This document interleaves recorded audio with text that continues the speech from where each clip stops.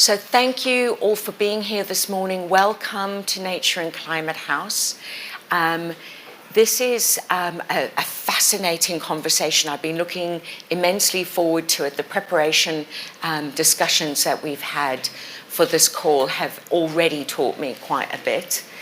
So I'm really thrilled to welcome to the stage three people who have very different but equally expert lenses on the topic of all topics, which is the AI revolution and how that is going to shape society and culture and all of the systems on which we rely.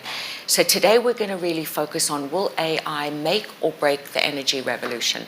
What is the transition going to look like, and what is the role of AI within that, is something that most of us either fear or revere. So let's see where we end up with the true experts who are working in the field every day. I'd love to introduce Leila Toplic, who is an expert. I'll let each person tell you a little bit more about their specific work in this sphere, because I will undoubtedly do a poor job at that. Dan Travers, who is from Open Climate, who is doing an enormous amount of work with some of the largest institutions involved in the energy sector. And equally, Sims Witherspoon from Google DeepMind, who is really at the forefront of the technology and its applications, specifically in the energy sector. So we have this fascination with this new suite of tools under the banner of artificial intelligence, AI, and the media talk a lot about this energy-hungry beast, and that is not a mistake. Last year we had, as Leila was pointing out to me in the green room just a moment ago, we had a record year for energy use in the world, and about 1.5% of that was already directed at AI, which has not even come anywhere near meeting its full applications in this sector, never mind the rest of the world of work and life. So how do we view this? Is this going to be the saving tools or suite of tools? Is this just going to enhance the amount of energy we need, and therefore can renewables ever close the additionality gap? Are we stuck with oil and gas to feed the AI beasts forever? What does this all look like? So I'd love to start really with Leila. Leila, you are incredibly optimistic. We were talking before about your sort of different roles that you've had and your role now. So I'd love you to sort of just kind of give us the overview of that and what's made you feel, on balance, more optimistic. What are some of the use cases that you're seeing that you think we have cause to celebrate? Absolutely. Good morning, everyone. Great to be here. So just briefly, as a way of introduction, I studied AI like 20 plus years ago at MIT Media Lab when we were trying to create a machine that can recognize and respond to human emotions in the context of learning. And I spent the last 5 years specifically working at the intersection of AI, ethics, and climate adaptation. And I'll share some of the use cases that make me excited about the potential of this technology to help us tackle some of the climate challenges that we're facing.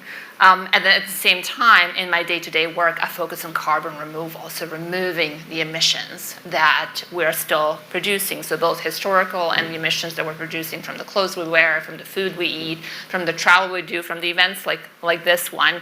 And to the earlier point, last year, we hit the record emissions ever, 37.8 billion tons. It was also the warmest year on the record. So clearly, we need to do a lot, both in terms of the reduction, removal, and adaptation. And AI can play an important role in that. And we do definitely need to manage its footprint, which last year was at 1.5% and supposed to double or expected to double by 2030. And we'll talk a bit about that here. What I want to share is like a couple of actually use cases that are not just use cases on paper or in the labs, but are actually making a big difference in the world today.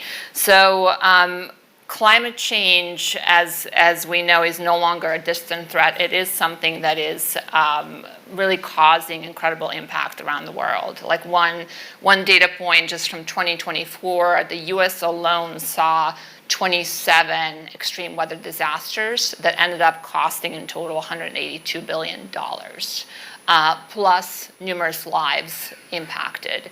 So we clearly need to build resilience into our systems. The two that I like to focus on, one is protecting our food systems, because today over 700 million people face hunger. That's 1 in 11 person in terms of facing hunger. So we need to protect our food systems from climatic volatility. Second, we need to get better at not just responding to disasters, but anticipating in order to prevent loss of life and infrastructure. So a couple of examples to take into this conversation about AI's impact. One is around forecasting and early warning systems. We know, and this is the statistic from the UN, is that AI-powered early warning systems can reduce the impact of disasters by 30%. If they're implemented. Google's AI flood alert is now available across 100 countries to 700 million people. That's incredible. This is about timely information to prevent loss of life, livelihoods, and infrastructure. Microsoft's Aurora AI model is delivering accurate 10-day forecast that is enabling communities to prepare and to prevent the worst from happening. So the one thing that we need to do is make sure that these early warning systems that are AI-powered are available to the whole world. 1/3 of the world are not covered by it. In Africa, it's 60% that's not covered by these early warning systems. The second thing that I talked about food, because food is critical to all of us. Again, 1 in 11 people don't have access to enough food. Well, AI, or climate smart agriculture systems, are a real solution today. So in India, sugarcane farmers that are using AI tools provided by Microsoft have achieved 30% crop yield increase. And they've also seen their crop cycles reduced from 18 to 12 months. This is critical for putting food on the table and for making sure that also the food is being delivered through supply chains to all of us. And then the last one that I want to mention is that climate has a huge impact on health. So in Rwanda, there is an AI-based system that is enabling prediction around malaria outbreaks, because climatic volatility leads to the changes in also mosquito patterns. So it is really helpful to know when to preposition the resources to prevent malaria outbreaks. So these are just some of the examples of where timely information is provided to people who need it at the time when they can actually act on it in a way that prevents loss of life, impact on livelihoods, and also loss of infrastructure. The one thing that I will note is that we also know that 90% of these AI for climate solutions are created in the global north. So we need to change that. And we need to close the proximity gap, because people in need that know the context for that need to have a seat at a table.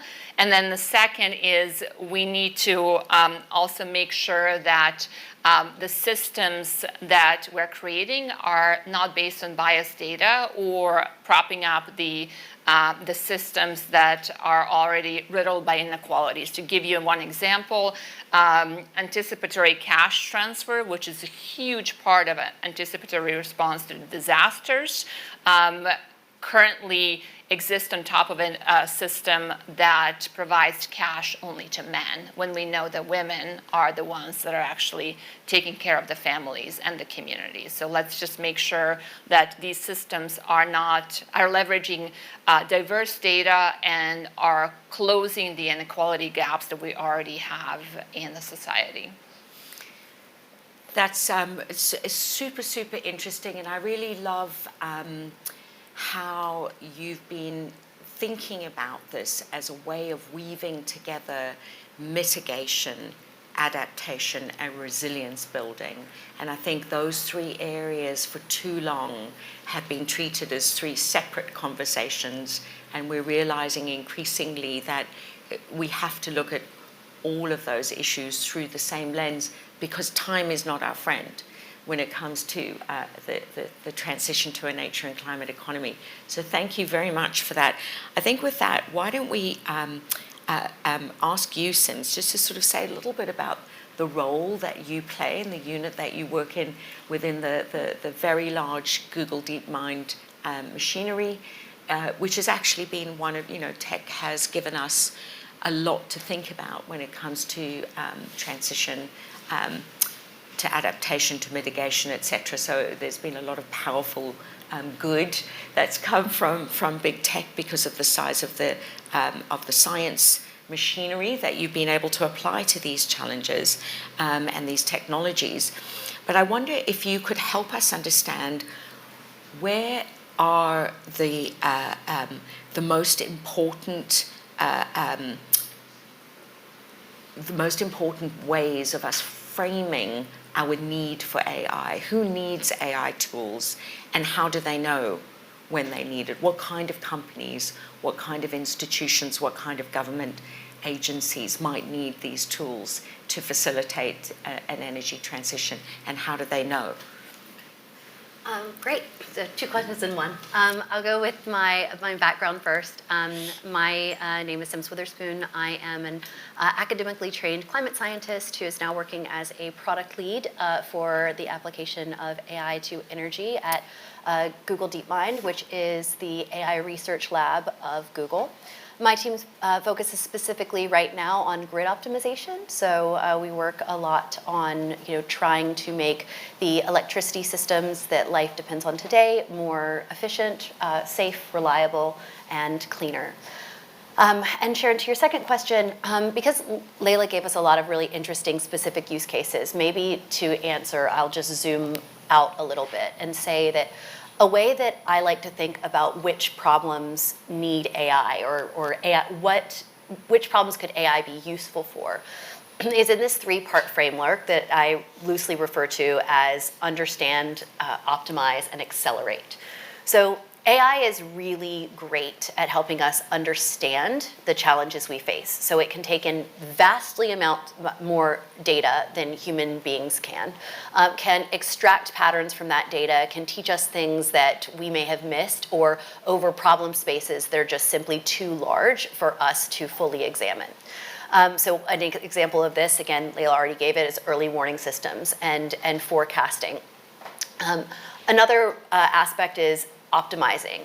Anytime someone approaches me with an optimization problem, I get really excited because it's probably something AI can help with. And especially in the energy transition, optimization of current systems and infrastructure is so incredibly important because, you think about our national grid, right? We depend on that for electricity today. We can't just scrap it, turn everything off, start over with something greener.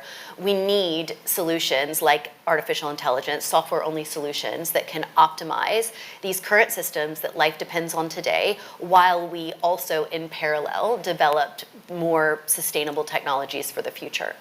In addition to understand and optimize, accelerate is the third one. So AI is really helpful at helping us accelerate breakthrough science, or really accelerating how we get to solutions. So again, I mentioned that I get really excited when people say, oh, well, I have an optimization problem. I also get really excited when someone says, we're doing this thing, but we want it to go faster, because AI is really adept at that. An example in the energy transition for accelerating breakthrough science would be fusion. We at Google DeepMind have built a reinforcement learning system that has the ability to control plasma in a real-world tokamak, so a fusion reactor. And the reason why this is really important is because on that ladder to a nearly inexhaustible supply of carbon-free energy in fusion, understanding plasma physics is one of the critical rungs. So I think that regardless of what area you work in, you mentioned, is this only important for energy, companies or those that touch the space, or is it important for any company? And I mean, I may be biased because I work in this space. I wouldn't dedicate my life work to it if I didn't believe in it. But I do think you can take that understand, optimize, accelerate framework, and regardless of what industry you're working in, be it energy or something else, you can ask yourself, okay, what are the problems I need to understand where I have the data to do it? What things do I need to optimize? What problem statements can I define that I need to optimize? And third, where are the places that we need speed? What do we need to accelerate? And if you dig into those areas as your kind of starter questions, the probability that you find something that AI can help with is extremely high.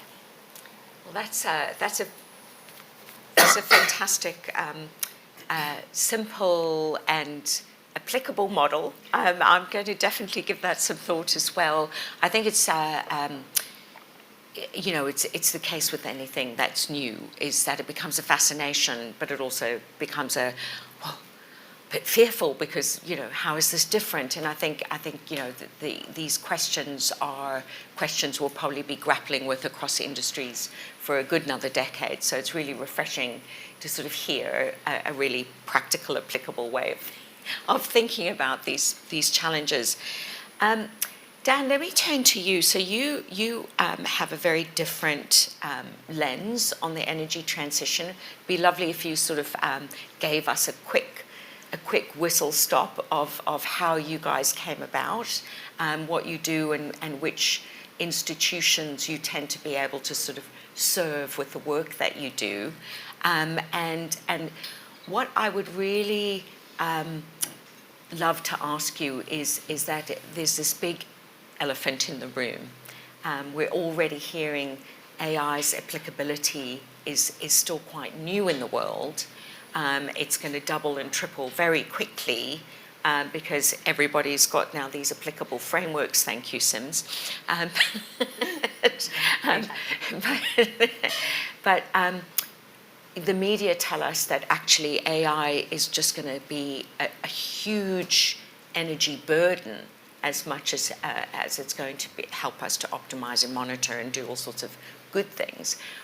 Where do we land on that? Is that a given? Yes, great question, and it always comes up, right? I'll start just by giving you a little bit, as you said, the background. So I'm one of the co-founders of a company called Open Climate Fix. We do AI to basically allow the grid to run with more renewables and to understand that grid better and to plan for it better. We're a small piece in the puzzle that Sims was talking about around grid optimization, right? An important piece. Being humble. They're doing incredible things. Thank you. So we actually formed through, so my co-founder came from Google DeepMind. I actually met him at the time. He was working with Sims at DeepMind, and I just started a PhD. I worked in energy before many years ago in Australia, and I'd started a PhD in solar energy forecasting, and I think myself and Jack, my co-founder, he was doing wind forecasting, and we both had a similar interest in thinking there seems to be a big gap between the technology that the grid operators, who are the main people scheduling and managing the electricity to move around the grid, the technology they have access to and the technology that's coming out of like leading research institutions such as Google DeepMind or from leading universities and so forth. And the gap is, the researchers don't have access to the data and real-world problems. The grid operators are super busy just keeping the grid running. They don't have the time and the bandwidth and the resources to dig into this. So Open Climate Fix was formed as a non-profit company and completely open source to try and break down some of those barriers and to enable those conversations to happen and to allow that information to flow more effectively between these two sort of silos. That's been really useful to the grid operators. So we worked with National Grid, and maybe to answer your question around is AI a benefit or not, our use case is 100% a benefit in that, excuse me, yeah, we can track the amount of carbon we've used in our model training over a number of years as under 100 tons of carbon. Now, that might sound like quite a bit. It is still a decent amount, right? We've got some big servers. We use a lot of AWS and GCP. However, we're saving them 300,000 tons of carbon per year through allowing them to better schedule the backup generation. They have the gas generation, which is still necessary, and how to slot that in between the renewable generation at the most efficient way without wasting too much carbon, basically. So that's a ratio of close to 10,000 to 1, right, in terms of carbon spent to carbon saved. So that's a really positive story. However, that is not the case everywhere, right? That 1.5% of global emissions caused by AI, most of that is probably composing better emails or cheating on high school essays and whatever else, right?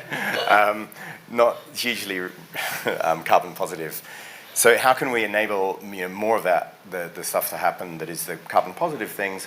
I think it's one of the things that we believe in strongly, the open source nature, so trying to allow lots of people to contribute to that code by making it as open as possible, and also open data. So by allowing many, many people to contribute to those problems, we can, to the important problems such as energy grid optimization and forecasting of renewable energy, so we do the forecasting of renewables primarily, we can allow more positive steps to be made, not just by us, but by other researchers everywhere. Skills, I think I'd love to see the UK skills. And I think also, lastly, I'd really love to see the government, and I think they are doing this slowly, focusing AI capability not on building data centers, because I think that's a commodity that, for me, is not a high value investment, but on training the people that will make better AI that will allow them, and focusing those really good people on problems, incentivizing people to move into spaces such as energy or agriculture or carbon capture, removal, and all these really interesting spaces where AI can help along the lines that Sim's outlined. Could I add something to that, if possible? Sure, go for it. I think we're talking about a couple of things. So we're talking about various ways AI can be helpful in our climate action work. So cross adaptation, mitigation. We haven't even talked about circularity, but there's a lot that's happening in terms of material innovation. Then we're talking about the ways AI can help us with, really modernize our energy systems. That's basically what we're talking about here. And then the third one, which is also an important pillar of our climate action, is in the meantime, we also need to remove these emissions. So where both the hyperscalers and any AI company out there is responsible and accountable for their emissions. And we're actually seeing that. So Microsoft is one example. They're leading in terms of the purchases of a carbon removal at 21 million tons. Again, drop in the bucket compared to the billions emitted, but still it is an action that's being taken. So is Google. Google is taking action on carbon removal. So what is really important in these conversations related to AI and energy is to also talk about what can we do in the meantime. And then the second part, going back to Sim's framework, which is super important, is as part of understanding is also to ask questions around what problems do we choose to solve with AI? Are we solving some of these problems related to early warning systems, food security, health risks, or is it about better advertising or some of the other use cases that AI could be good for? So those are some of the questions that we all should be also considering. Yeah, so I want to just thank Dan for managing to bring two of the controversial topics out as well. One is, is AI really just going to take more energy and need more energy that needs feeding? And how do we understand the role of AI in relation to humans? Is it going to help us do our jobs better, or is it just going to take all our jobs? So, and I think those are all sort of questions that we have to keep holding. And just like the energy transition fundamentally requires us to do something that's almost impossible for the human brain, which is to hold two competing truths all the time at the same time.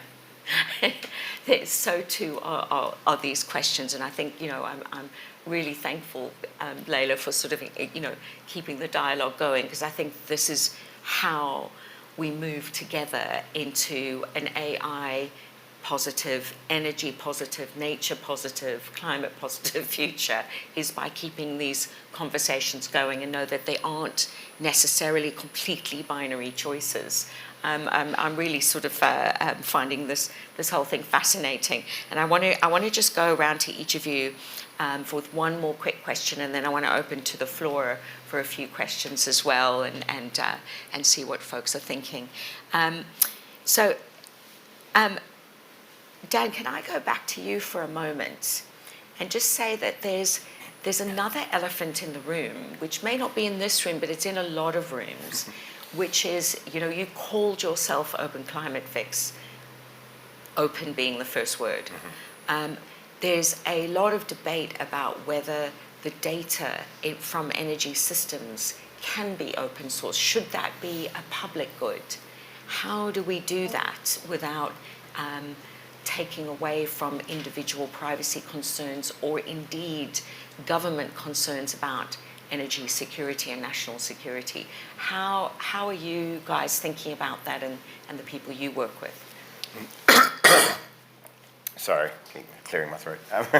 The data is the essential ingredient into any AI system. So it is absolutely crucial. And you look at, you know, the most recent successes in AI have been around large language models, which have been able to be developed through scraping, you know, all of the internet, right? That is accessible. And I think there are quite rightly lots of concerns around creative content and so forth. Energy data similarly requires, we require a lot of energy data in order to solve these problems that we would like to solve. And if you think about the amount of data out there, the grid is moving from the UK, for example, probably having a couple of dozen large generators back in 1990 when the electricity grid was privatised, to millions, literally millions of electricity generators in wind farms and solar panels on people's roofs and home batteries. The complexity is exactly to Sim's point. This is a really complex problem that humans cannot possibly deal with, right? So how can we get AI to deal with it? We need access to quite large chunks of that data in order to feed the AI models, and there'll be really smart engineers out there, and there'll be compute power available. So I'm not worried about our ability to access engineers, because there are lots of enthusiastic engineers who want to solve climate problems. Compute, not worried about that. I am worried about our ability to access data. So now the next question, is that data private or not, and what should we share? Personally, I'm quite pro sharing data, and I'm happy for people to ask questions like, is that just you speaking your self-interest? I don't think so. I would argue that a lot of this data has just been presumed private, but not for a good reason, and sometimes private for companies. So a good example is, you know, the solar energy generation that we're forecasting. We've now got a really good model of solar energy forecasting using the weather and satellites and combining it all in an AI model. But we don't have, the UK does not have a very good model of how much electricity is actually generated from solar panels at each half hour in the day, because we have a fraction, like 0.05% of the solar panels actually recorded, and then we try and scale that up to work out how much generation is generated across the country. What would be much better is if we just actually measured the electricity coming from all those solar panels. I don't think anyone's that worried about that generation data. We don't know where the electric charge points are. We don't know where the home batteries are. We don't know where the heat pumps are, and so forth, right? So all of these things I would love to see as a well-regulated open data source collected by the government or a sort of some similar body, and then used for investing in making the grid run better. So I think those questions really interesting to debate. And the only thing where I think it does get tricky is individual personal electricity use, which I think is where some people have a genuine concern. Interesting. Sims, let me turn to you for one more question here.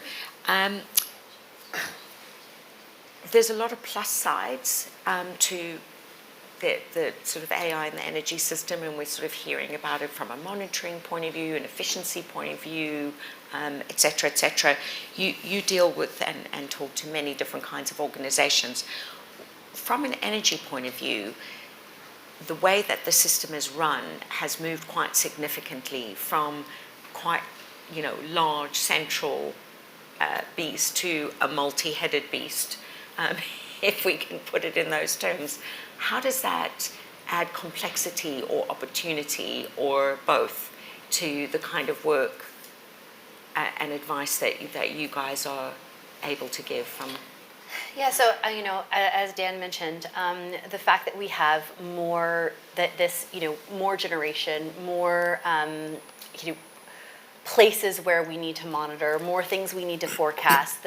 We're moving towards a highly distributed energy system, and that does make the problem much more intractable, just very, very difficult to solve. And I would say that to focus on the opportunity maybe for a minute, although we are moving towards this highly distributed energy system, and right now the solutions that we have that are good enough for today, but are not good enough for fast enough, optimized enough for the system that we're moving towards. So we have lots of opportunities to optimize areas that we already know need optimization, and also areas where the problem is solved. Because as you mentioned, as the system changes, so do the challenges, and so then do our solutions need to change.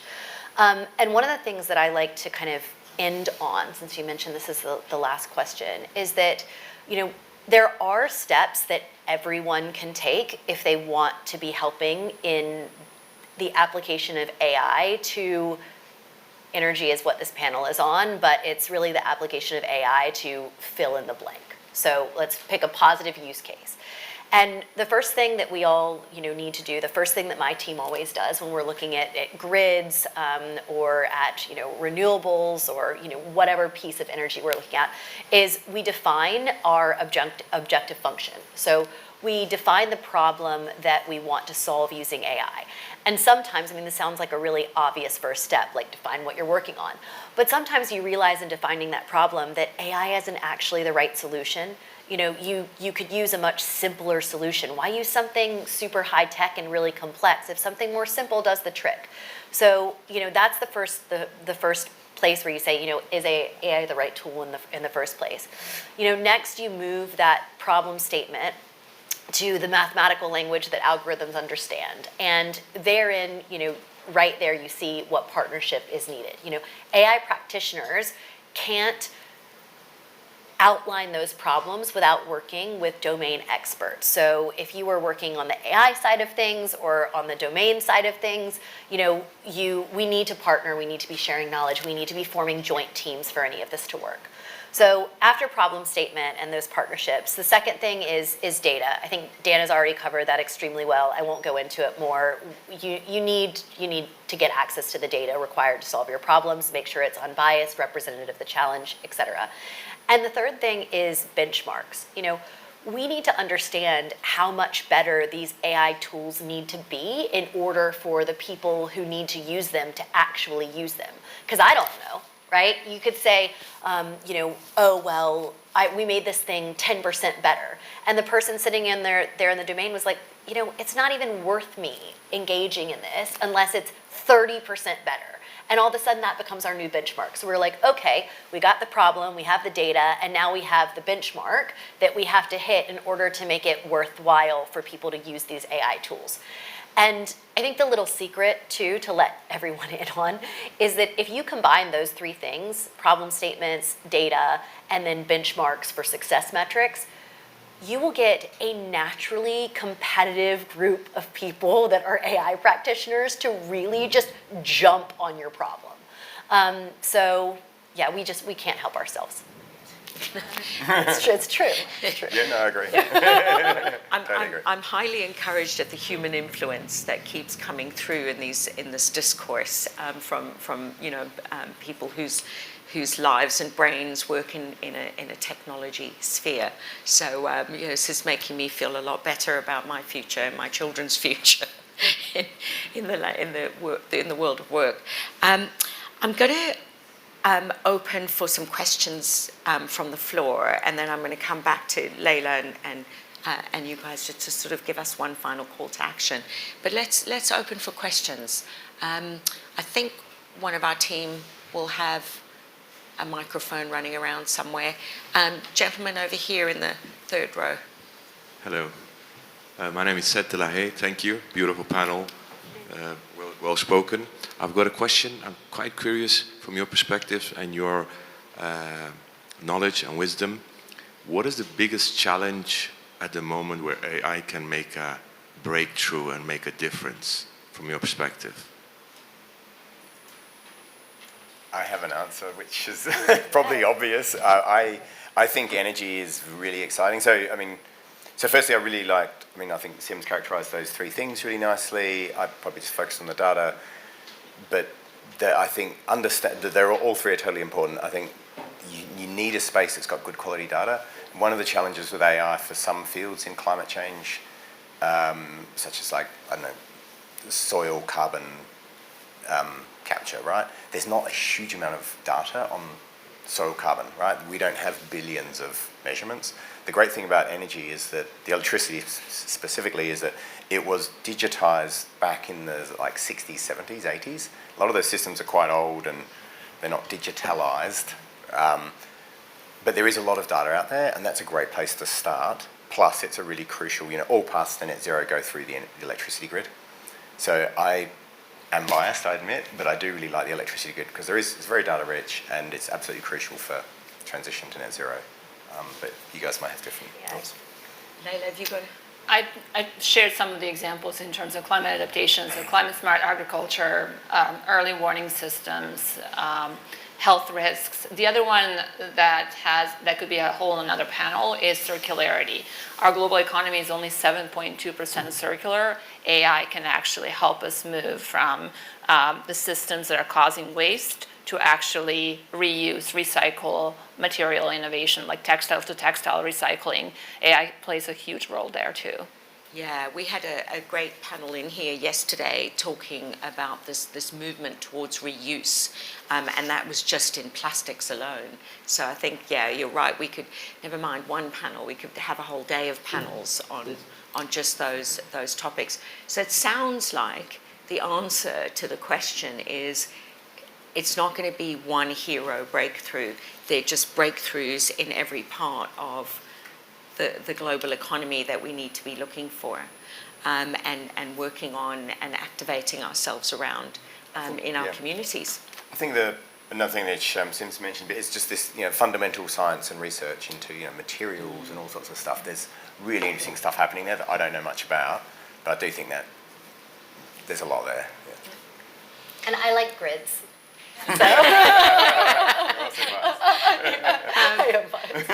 There's a lady in the back there we go, and then the lady in the second row.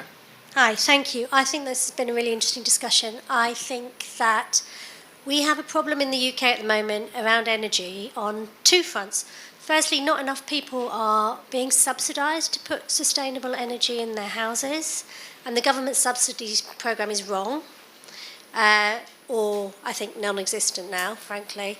And I would happily take a subsidy in return for sharing data, if it's that level of data that you need. And can we invent such a subsidy program, policy program, please? And secondly, there are major problems with housing in the UK, and small sites in London and big cities are being made to sort of put in substations that they can't afford. They break the viability of the site. Because is there any way that AI can help fix and release some of these small sites by planning better energy and working with the national grid, and therefore releasing small sites and therefore unlocking some of our housing crisis? I'm a town planner. Who would like to tackle that first? Do you want to start? Or? No, I don't work in housing, so Yeah, sorry. okay, yeah. Leila, is this something where you have a point of view? I'm not sure if we have Yeah, a type I of can, view in terms of... Yeah, I can talk a bit about some of it. I mean, so on the subsidies, yeah, I mean, no strong comment, but I can tell you something interesting about data there, which is we are potentially being leapfrogged in the UK in terms of energy data and the way the subsidies are managed. So we do some work in India and talking to the grid operators there. They know where all the solar panels are because they are installed with a subsidy, and they do one region or town at a time, and they basically send a team in and they say, we're going to install tons of solar. And they know where they all are because they've subsidised, the grid operators installed a lot of those solar systems. I'm not sure exactly how the financial will work, but they have the data and they connect it up and they're metered. So it's really different, very proactive and quite interesting, right? It's worth looking at India. In terms of that, yeah, where we do substations and so on, super high, I can't comment on any individual things, but I can comment on the super high level, which is the grid is very risk averse and they tend to put in a lot of buffer everywhere, so they tend to overbuild hardware. So when you sometimes see in the news, like we need to build 1 million miles of cables and install so many substations, that's sometimes the most risk averse effort. So the work that like Google DeepMind is doing and the work that we're contributing to, the more we can make the grid more efficient, the less they'll have to build. So sort of at a really high level, yeah, AI can help them build less. Where they put those things, no comment. And I think therein lies a lot of the discourse around the north versus the south. In the north, which is quite well covered by electricity grids, versus the south of the world, which is not always that well covered. Could I add one thing? Just maybe also to understand kind of there are different components to actually getting the renewable energy to a home. So there's basically the renewable buildup, which actually is progressing. 90% of new energy capacity added in 2024 were renewables, and now renewables are nearly half of the install base.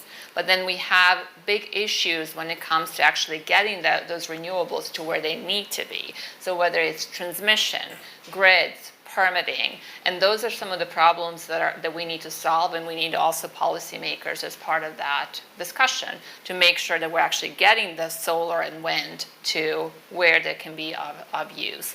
Plus some of the scenarios that Simpson and Dan shared in terms of modernizing our energy systems, like forecasting, for example, or even predictive maintenance to avoid downtime. Could I really There's quickly also yeah, comment on your point around the developed versus the developing world? This is another reason why I really love working in grids, because sometimes you hear this argument around, well, if we just use less energy, because right now electricity is pretty much always at some point carbon intensive. If we just use less, then there will be less emissions. And while this is, it's a complicated equation, but let's just say overall, let's just say that's true. It's nuanced, but it really becomes problematic for the developing world and low and middle income countries who are just coming online, who might not have had previous, access to electricity systems and to the types of jobs and welfare programs that grants access to.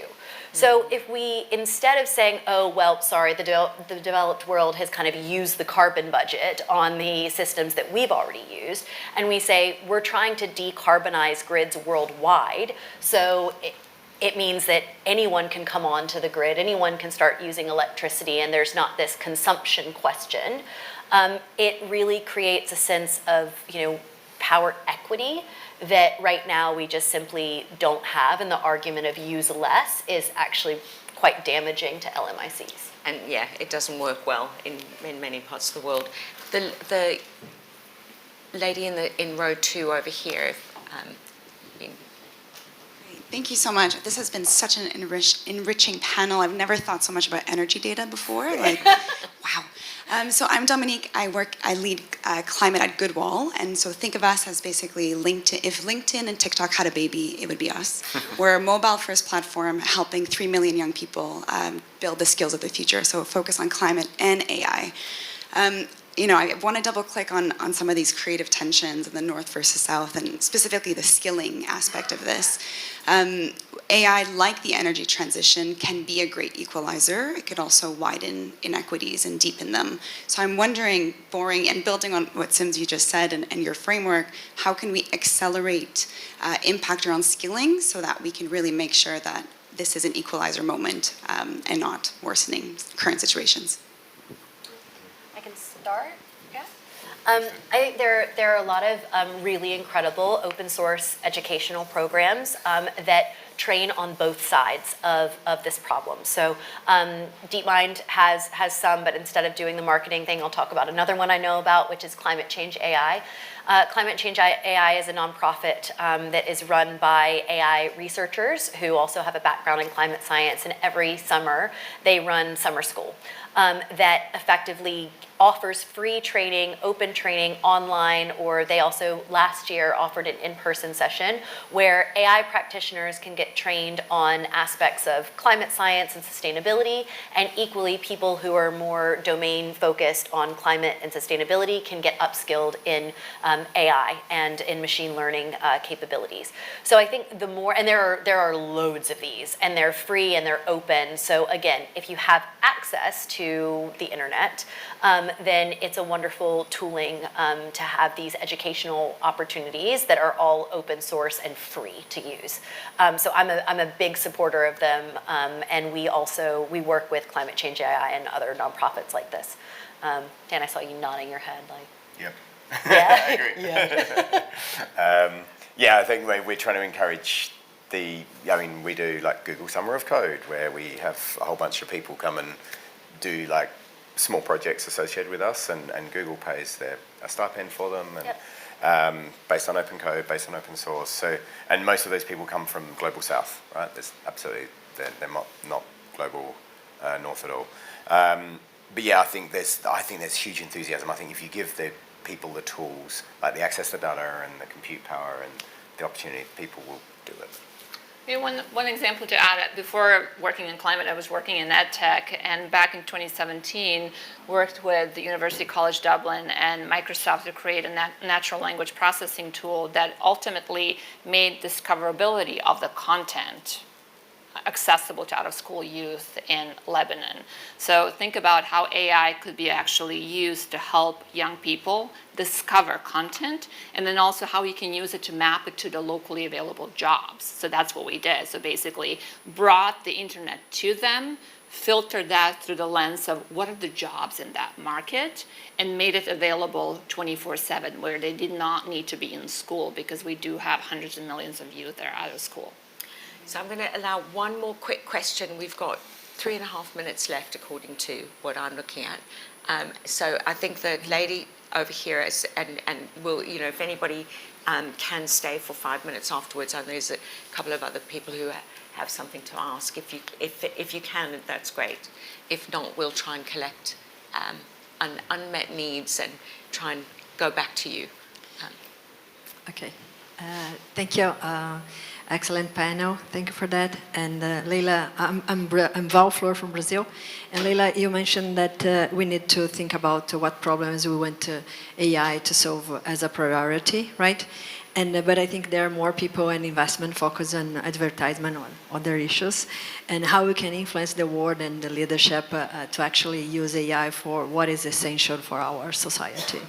Yeah, it's a great question. So prior to carbon removal, I was working with a tech consortium of largest NGOs, and really helping them on organizations like Oxfam, Save the Children, Mercy Corps, International Rescue Committee. So really covering all sorts of problems in the world that need to be solved, and bringing the skill set and these frameworks to them to help really think through how do we use AI to solve those problems, and how do we do that in a responsible way. So that work is underway, and we need civil society to also be part of that solution. If I may, one thing that we actually haven't mentioned, which I think is core to answering also this question, will AI make or break the energy transition, and everybody should be aware of that, is climate misinformation. 2023 study showed that 80% of climate misinformation that was viral was either generated by AI or amplified by AI. So we also need to be mindful of the fact that many of these models are trained on publicly available data. That's a mix of credible science and denialism. So we also need to be mindful of where that information comes from and make sure that there is a lot of credible data out on the internet so it could be used as a data set for these models. So didn't want us to end this conversation without this. Touching on absolutely mis and disinformation is that's the next day-long panel. So please allow me to thank our brilliant panelists for sharing their wisdom and just scratching the surface of a huge topic. Thank you all for being in Nature and Climate House, for being interested in the challenges that we all face, and for being part of this community trying to answer these questions and understand these questions together. That is the beginning of a very enabling set of circumstances. So thank you.